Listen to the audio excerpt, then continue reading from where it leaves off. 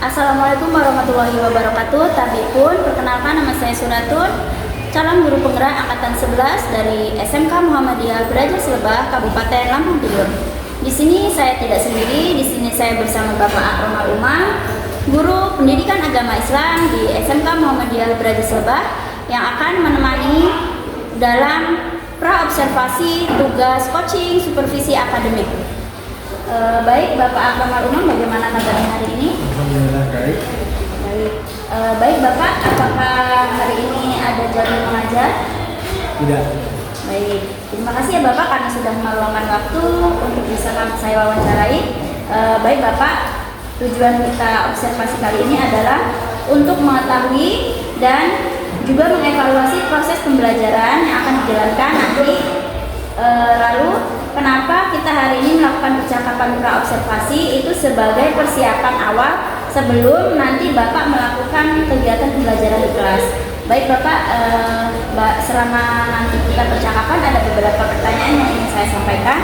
Yang pertama, tujuan pembelajaran yang ingin Bapak capai selama pembelajaran nanti di kelas.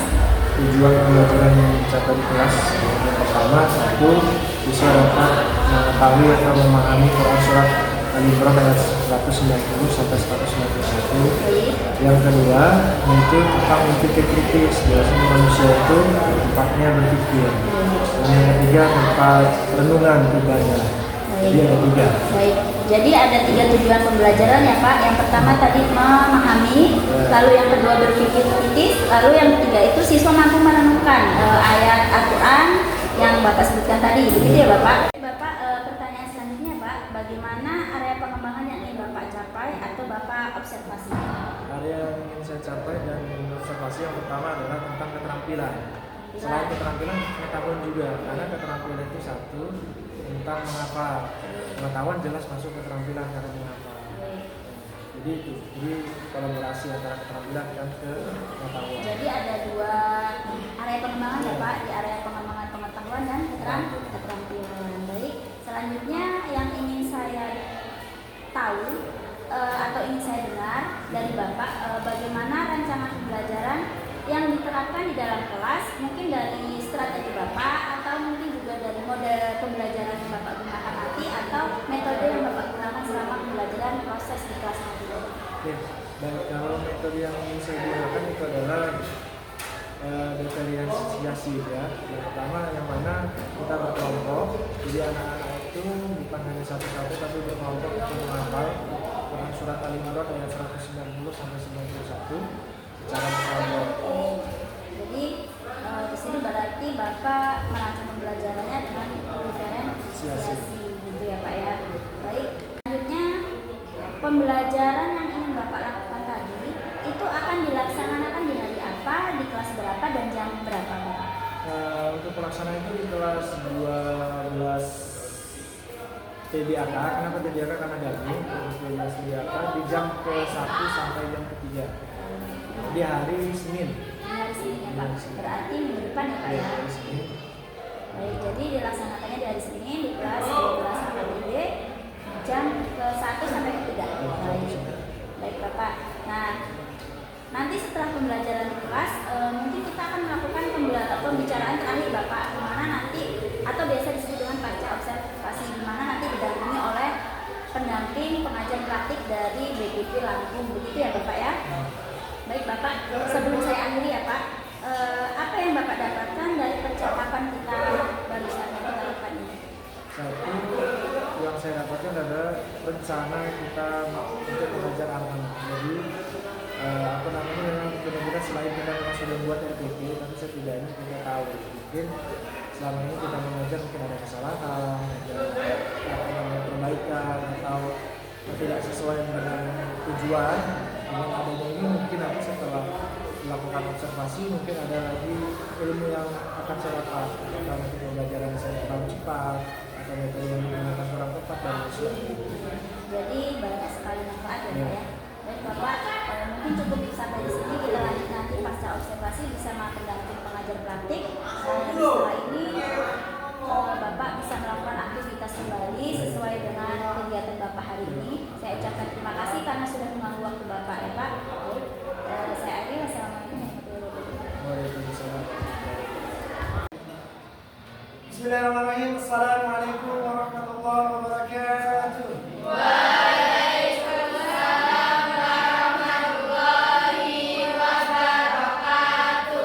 Oke, sebelum kita memulai pelajaran pada pagi hari ini, alangkah baiknya kita berdoa terlebih dahulu yang akan dipimpin oleh Jenny. Moga silakan Jenny. Siap doa.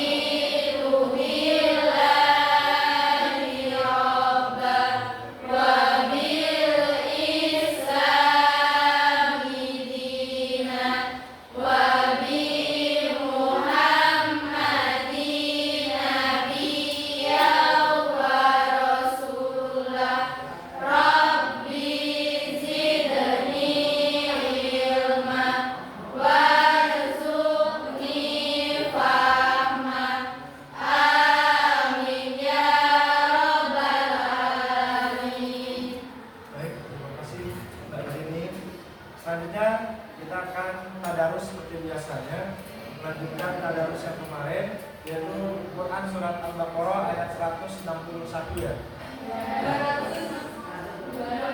Oh 261. Ingat Bapak yang dulu, ternyata udah 2 tahun yang lalu. Oke baik, kita mulai. Sudah siap semua? Sudah. Kita mulai ya.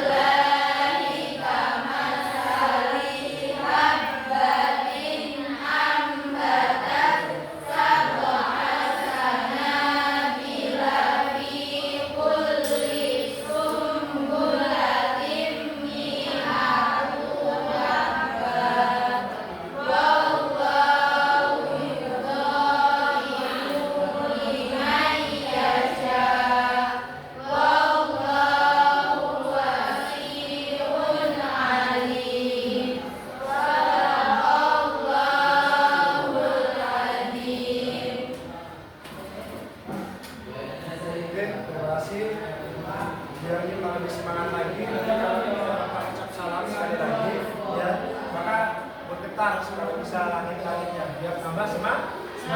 Bisa ya?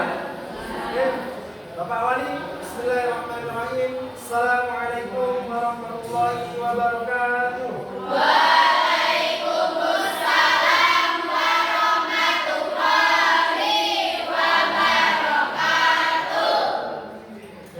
Baik, hari ini kita akan melanjutkan pelajaran kita, tapi sebelumnya kemarin kita sudah belajar Quran surat Ali Imran ayat 190 yang membahas tentang manusia berpikir keris. Ya kan, yang sudah Bapak jelaskan. Ada yang masih ingat apa itu dalam isi Quran surat Ali Imran ayat 190? Ada yang masih ingat? Lupa? Tentang penciptaan langit dan bumi. Nah, sekarang kita sama seperti yang kemarin, ya, sama seperti yang kemarin. Tapi sebelumnya itu kayaknya kok nggak semangat ini ya. Apa tadi pagi sarapan kangkung atau sarapan yang lain, jadi kurang semangat. Coba Bapak minta tolong berdiri sebentar, berdiri dulu sebentar aja. Oke, baik. Nanti kalian tahu lagu Kopi Saya Bunda? Tahu? Ya, kalau tahu nanti kita akan nyanyi itu, tapi pakai gerakan. Kalau yang Bapak contohkan seperti ini ya. Kopi saya Bunda, Bunda Oki sayang. Itu yang asli kan? Nanti ada part atau lirik yang tidak disebutkan tapi hanya gerakannya saja. Contoh, kalau Bapak bilang topinya tidak disebut maka saya bunda saya bisa ya? Oke, sekarang kita coba yang normal dulu dari awal. Ya, 1, 2, 3. Topi saya bunda, bunda topi saya. Kalau tidak bunda, bunda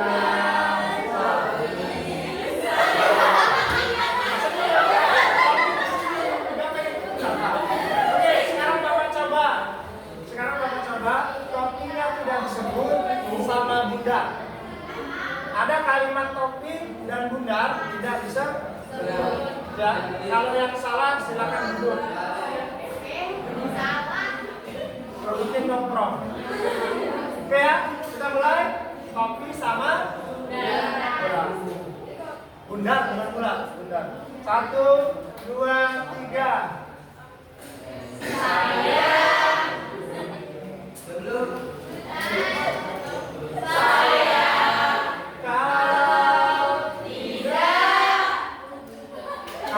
Kan salah. Bunda. Mana tadi? Baca. Sekali lagi ya. Tujuan pembelajaran hari ini hampir sama seperti yang kemarin. Kalau kemarin mengenai rangka penyimpanan kita Quran surat Ali Imran ayat 190 yang mana tentang berpikir.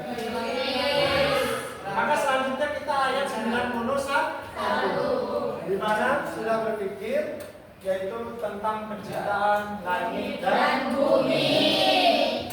Jadi tujuan pembelajaran kita adalah 1, menghafal Quran surat Ali Imran ayat 191 dan memahami maknanya. Jadi tujuan pembelajaran kita 1, menghafal dan memahami.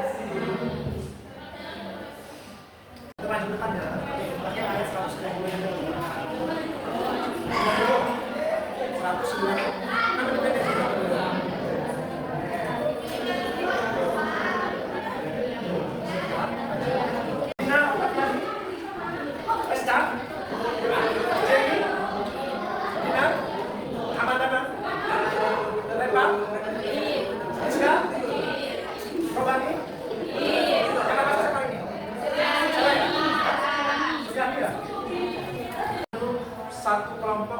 1 kelompok, jadi bukan 1 orang 1.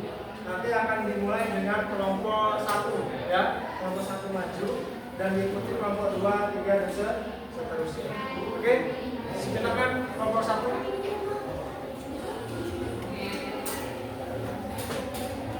Nanti sembari disimak ya, salah atau ada yang kurang atau tidak.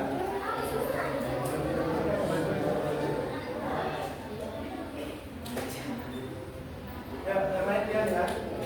Monggo, kelompok 1. Dari salam langsung salam, bismillah. Kami awali. Assalamualaikum warahmatullahi wabarakatuh. Waalaikumsalam warahmatullahi wabarakatuh.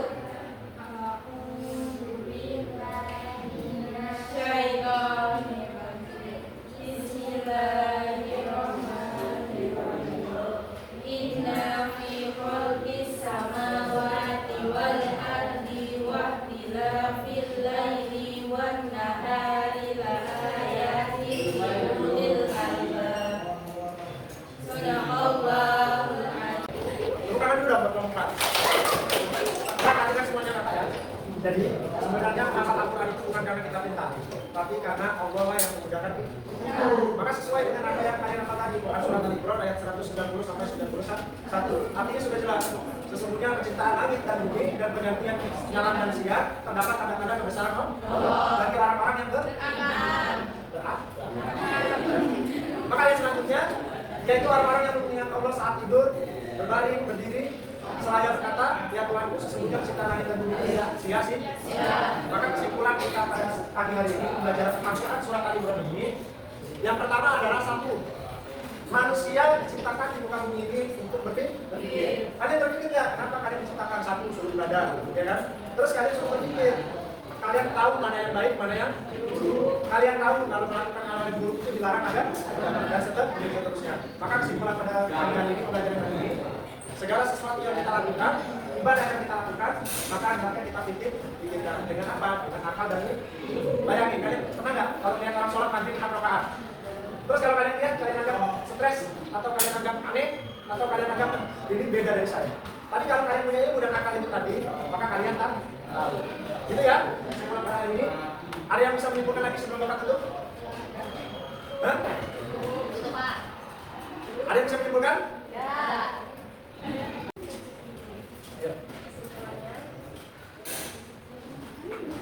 Kesimpulannya? Kita harus berpikir kritis.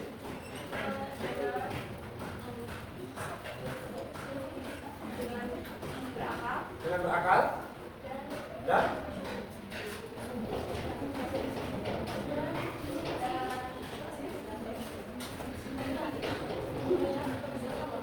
salah, ya, mudah-mudahan sini bermanfaat. Kalau bisa, apa yang kalian hafalkan tadi, jangan cuma hafal di sini, keluar dari kelas dulu. Kalian baca-baca lagi, karena ada hadis mengatakan orang berat itu adalah bukan orang-orang yang maksudnya badannya besar atau bahasanya berlebihan. Tapi orang yang berat bukan badan adalah orang-orang yang sering banyak loh. Maka sudah selanjutnya kita sebagai seorang muslim, baiknya kita mengamalkan apa yang sudah ada di dalam. Mungkin itu saja yang bisa saya sampaikan.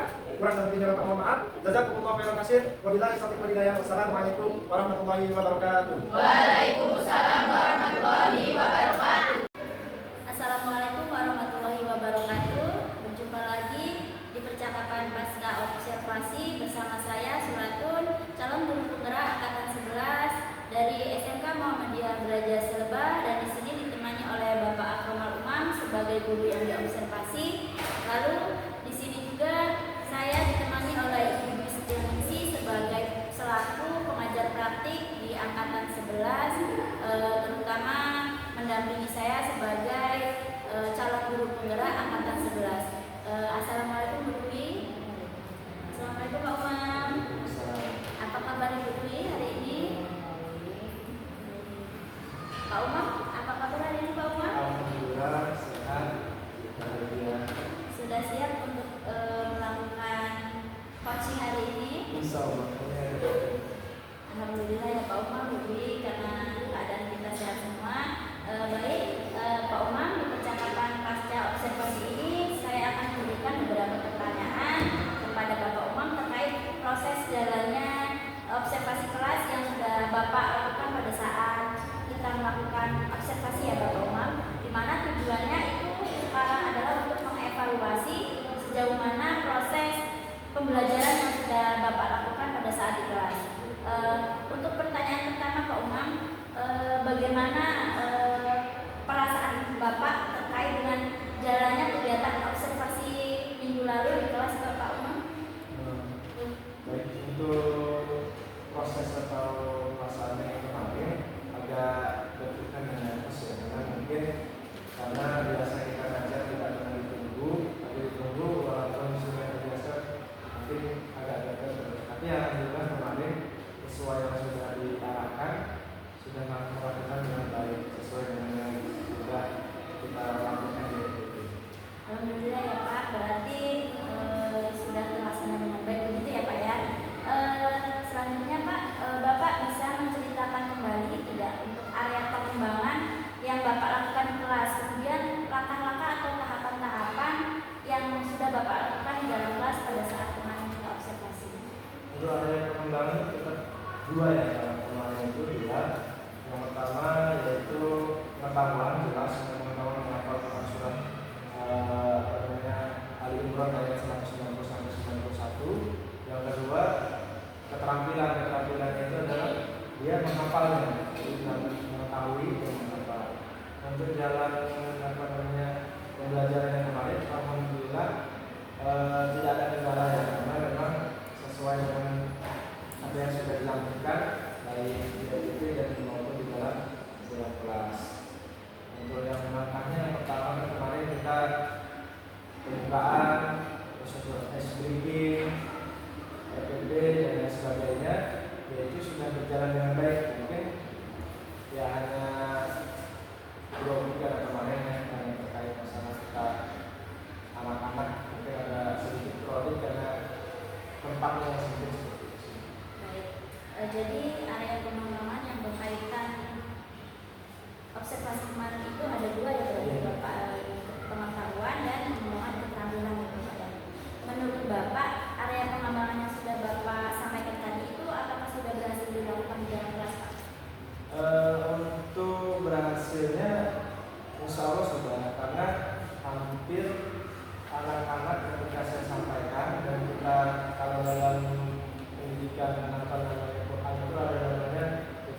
tartil. Jadi kita ulangi kembali, saya membacakan, jadi akan mengulangi lagi sebanyak 5 kali dan mereka mencoba sendiri alhamdulillah bisa untuk keterampilan. Untuk pengetahuannya jelas mereka sudah hafal. Jadi sudah dilakukan dengan baik ya Pak. Cuma tetapi ada mungkin siswa masih sulit untuk pada saat penghafalan ya Pak ya. Baik, baik. Itu kekurangannya berarti ya Pak ya. Nah menurut Bapak apa sih kekurangannya kan tadi ya Pak ya, bahwasanya sulit untuk menghafal. Lalu kendala-kendala yang Bapak hadapi pada saat melakukan proses pembelajaran di dalam kelas Pak? Yang pertama mungkin karena hafalan.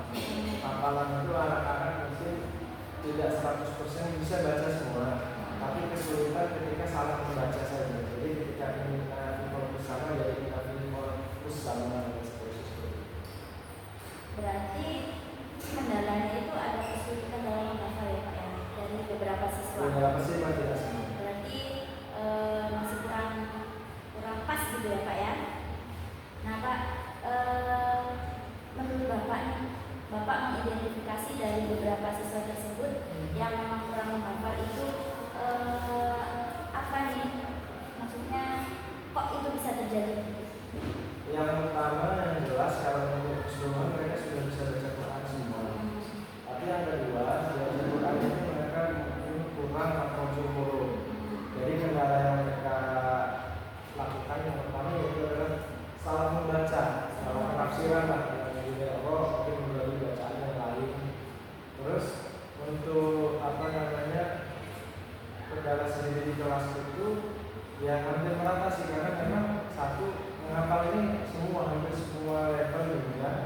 Mereka satu niat. Sebenarnya kalau mereka dipaksa pakai metode umum yang saya lakukan dengan metode ini dibaca, terus ada mengingatkan lagi satu ayat dari satu ayat, mereka bisa. Tapi setelah mereka itu lupa. Jadi tadi itu ada beberapa anak, adalah salah satunya adalah kurang apa tadi Pak? Kurangnya makhluk sama membaca ya Pak ya. Nah tadi Bapak punya rencana bahwasanya sebenarnya bisa dilakukan dengan cara menggunakan metode UMI. Kira-kira apakah Bapak akan melakukan metode UMI ke depan Pak? Karena melihat yang kemarin, mungkin kita akan mencoba. Siapa tahu ada perubahan di metode itu bisa lebih baik lagi. Karena kita kan baru mau mencoba nanti. Berarti akan dilaksanakan secepatnya ya Pak ya. Mungkin minggu depan mungkin ya Pak ya.